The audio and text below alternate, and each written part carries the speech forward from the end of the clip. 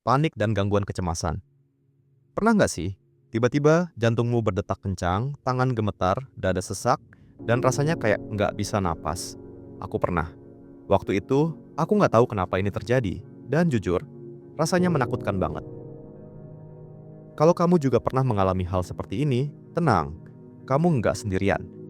Hari ini, aku mau cerita tentang pengalamanku menghadapi kecemasan dan serangan panik, serta berbagai cara yang bisa kita lakukan buat mengatasinya, termasuk bagaimana teknologi dan AI bisa membantu.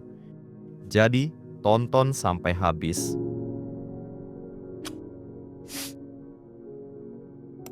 Ya, apa itu gangguan kecemasan?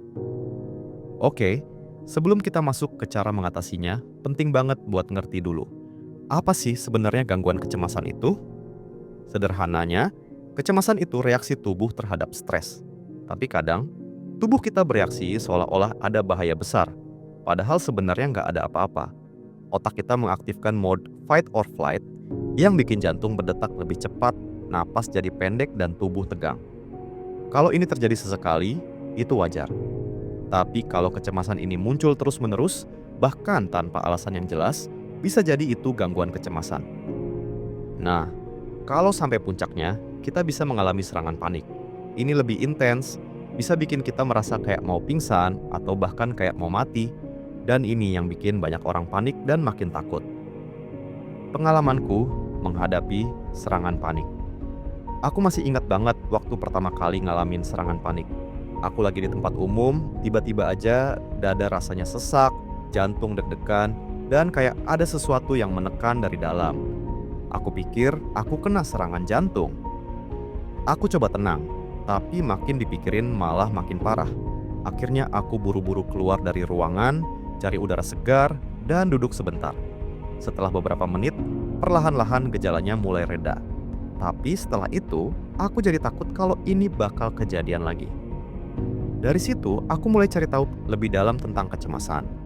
Aku mulai coba berbagai cara, dari teknik pernapasan, journaling, sampai meditasi.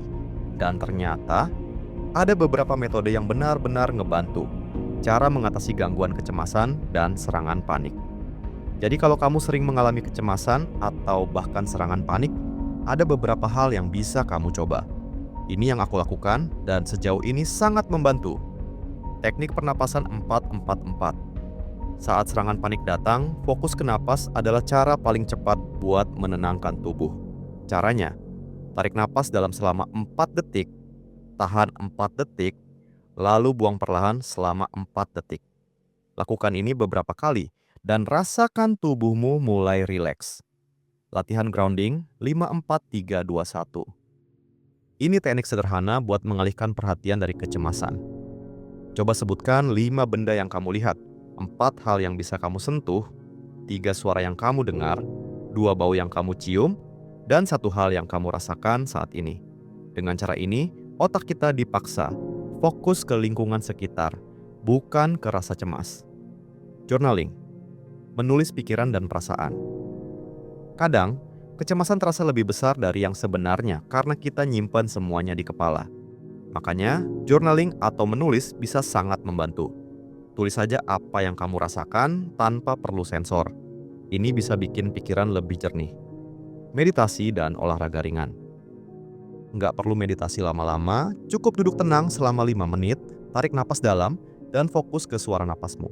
Kalau suka gerak, olahraga ringan juga bisa bantu banget buat menenangkan sistem saraf. Bagaimana AI dan teknologi bisa membantu? Nah, sekarang teknologi makin canggih, dan ternyata ada beberapa aplikasi berbasis AI yang bisa membantu kita mengelola kecemasan. Aplikasi meditasi, Calm, Headspace. Aplikasi seperti Calm dan Headspace punya banyak panduan meditasi buat menenangkan pikiran. Kalau baru mulai, coba sesi meditasi singkat 5 menit aja dulu. Chatbot terapi, Wobot, Replika. Kadang, kita butuh ngobrol, tapi nggak selalu ada orang yang bisa diajak bicara. Disinilah chatbot AI seperti Wobot atau Replika bisa membantu.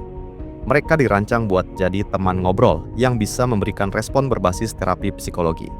Aplikasi journaling AI.